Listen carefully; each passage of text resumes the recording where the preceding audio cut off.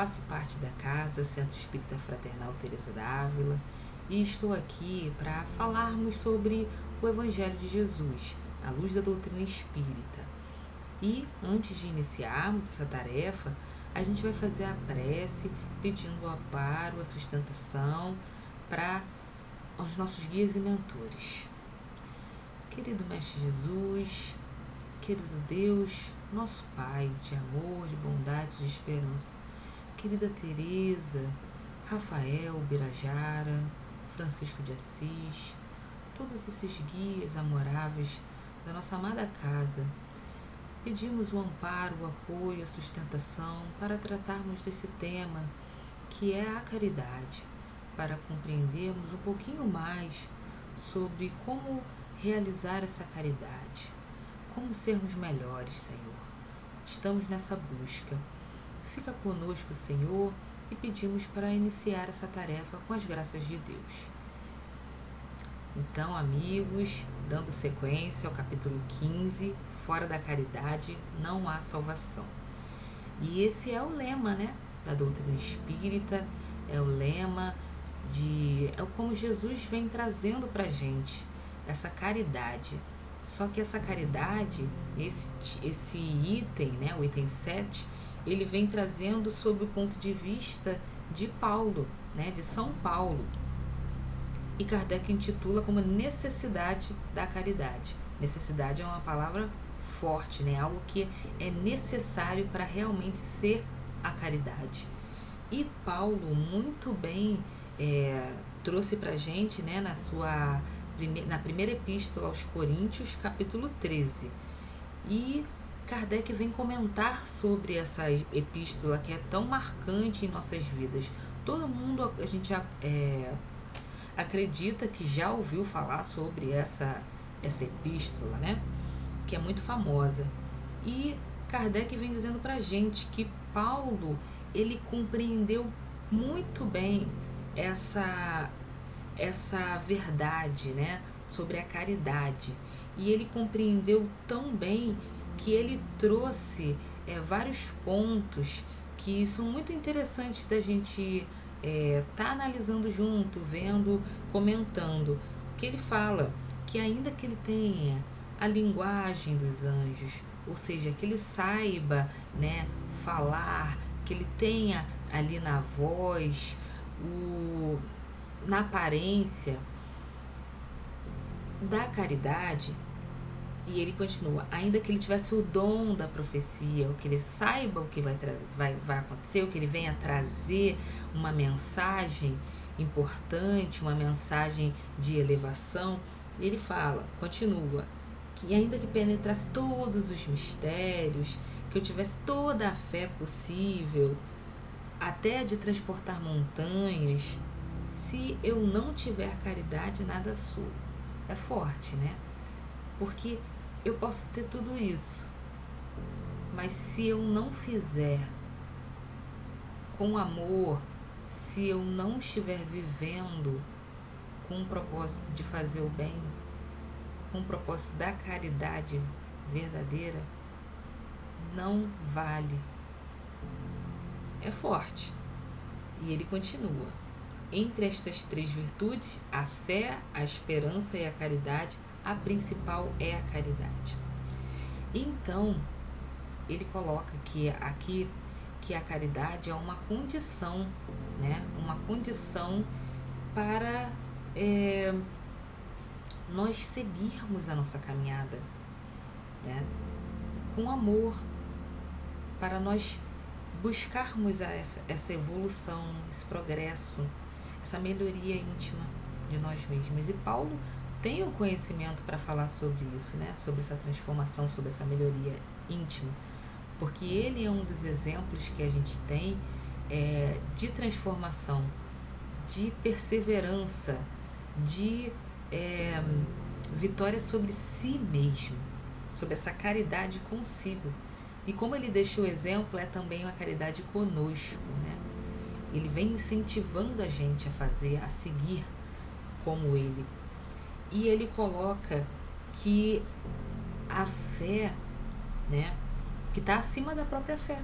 né? Acima da própria fé. Porque às vezes a pessoa não tem essa fé, mas ela tem ao alcance dela a caridade. Ela pode exercer a verdadeira caridade. Todos nós podemos. Isso que é legal, que ele coloca aqui, que a caridade está ao alcance de todas as pessoas. Do sábio, do ignorante, do pobre, do rico, porque ela independe de algum outro fator. Ela pode ser exercida por todos, por quem está bem de saúde, por quem não está bem de saúde, por quem está passando por alguma dificuldade, ele ainda assim pode exercer a caridade. Por quem tem muitos conhecimentos, por quem não tem esses conhecimentos, todos nós podemos e devemos exercer essa caridade. E ele coloca que essa caridade, ela é, na verdade, ele coloca aqui bem no finalzinho, a reunião de todas as qualidades do coração, todas as virtudes. Então já é um pouquinho. Se eu já tenho alguma virtude, significa que eu já faço bem por alguém. Então significa que eu já tenho alguma centelha de caridade que precisa ser ainda mais desenvolvida, né? Nós somos espíritos ainda errantes, ainda caminhando, né, nessa estrada que é longa, que é infinita, mas nós não somos totalmente voltados ao mal. Nós já temos a centelha divina em nós ali, já pulsando, já escolhendo o bem. Tanto que estamos aqui, né? Tanto que estamos estudando a doutrina espírita, que é essa proposta de renovação íntima, essa proposta de caridade para consigo e para com o próximo. Então, Paulo entendeu muito bem a caridade. E ele vai nos mostrando que é possível todos nós realizarmos. Por exemplo, para fazer a caridade, eu não preciso ver a outra pessoa. Eu não preciso estar presencialmente com essa outra pessoa. Eu não preciso que essa outra pessoa pense igual a mim, que a gente levante a mesma bandeira ideológica ou a crença religiosa, ou que a gente torça para o mesmo time. Não, a gente não precisa, a gente pode ser tudo o oposto, mas ainda assim posso ser caridosa com essa pessoa, devo ser, né? Porque também não preciso, a caridade não pode ser feita também para quem pensa como a gente, para quem é da mesma família, para quem está no mesmo espaço que nós, pode ser também. Ela é sem limites, ela é para todos, né? E todos podem realizar, como a gente colocou. A gente também lembra, por exemplo, dos nossos amigos que estão sofrendo, passando por essa situação de muita dificuldade lá no sul. Podemos ser caridosos com ele. Uma prece, você pensar naquele irmão que está passando por essa dificuldade, envolvendo esse irmão em força, esperança, em a confiança de que vai dar tudo certo, de que é um momento assim turbulento, mas que vai passar. Isso é caridade. Isso é uma caridade que a gente precisa estar desenvolvendo, porque ela nos dá uma satisfação íntima muito grande. É outra coisa que é legal da gente trazer, são os benefícios da gente praticar a caridade, né? Quando a gente pratica a caridade, a gente se torna mais compreensivo, a gente se torna mais flexível, a gente fica menos exigente, a gente fica menos chato, menos rígido, né? Então é muito legal a gente ver que você fazendo a caridade por alguém, você se torna uma pessoa melhor, né? E você também pode fazer a caridade por você mesmo. Isso é essencial. Está lá no capítulo 17 do Evangelho, no dever, que o dever é primeiro para conosco. Então, por que não sermos caridosos também conosco? Né? Muito importante, muito importante. E a gente gosta também de trazer nossa irmã Teresa d'Ávila. Ela vem compartilhando seus exemplos também no livro da vida, e tem um momento que ela fala que ela está passando por um turbilhão, né? Como nós. Está naquele momento de prova, que tem as convivências que às vezes não são convivências tão salutares, e ela está no momento ali quase que cedendo a essas companhias que não são tão virtuosas assim. Mas ela procurava, né? Interessante que ela fala comenta do pai, que ela procurava se manter ali na frente do pai, com uma aparência de virtude, mas esquecendo que para Deus, né, nada fica escondido. Interessante, né? Deus, ele sonda o nosso coração, o nosso sentimento. Então, é interessante que ela fala que naquele momento de erro, que ela está ali cedendo às tentações, às paixões, às más paixões, no caso, que a gente busque não esconder de Deus, que a gente busque assim, mesmo que o homem, a gente esteja buscando ter uma aparência ali mediante os homens, né, a vida social, para que a gente busque isso, na verdade, mediante a Deus. Nosso sentimento, a gente busque se elevar mediante a Deus, que Deus é que vai nos dar essa segurança, essa firmeza mediante a vida, né? Se nós sermos fiéis a Deus, é que vai nos dar essa base forte para quando estivermos passando por um momento de dificuldade, de dor, de contrariedade, nós estarmos com a cabeça mais assim segura no lugar, nós termos nós termos a nossa fé assim nossa fé raciocinada, nos colocando firmes mediante ao que queremos fazer, qual é a nossa escolha, né? Paulo escolheu seguir o Cristo.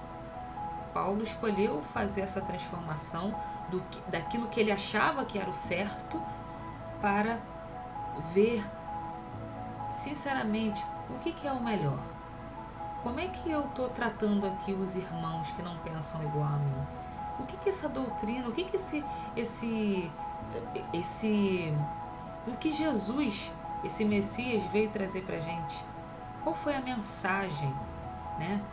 Então ele foi lá e conseguiu fazer essa mudança, conseguiu se sensibilizar com o outro, que a gente possa fazer também esse caminho de sensibilizar com aqueles que estão ao nosso redor, com aqueles que estão na nossa casa, no nosso trabalho, no ambiente que a gente frequente, com aquele que não pensa igual a gente, com aqueles que ainda estão no erro, por que não, né?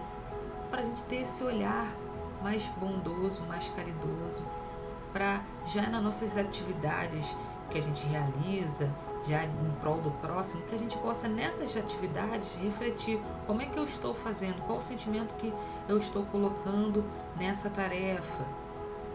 E aí sim, fazendo essa reflexão íntima, poderemos nos aproximar do Cristo, de Teresa, desses guias, desses mentores de Paulo, né? Para podermos caminharmos com Cristo, para podermos buscar essa salvação, que é o lema do Espiritismo, né? E que possa ficar essa reflexão conosco, incentivando a nossa mudança íntima, a nossa melhoria, nas pequenas coisas, né?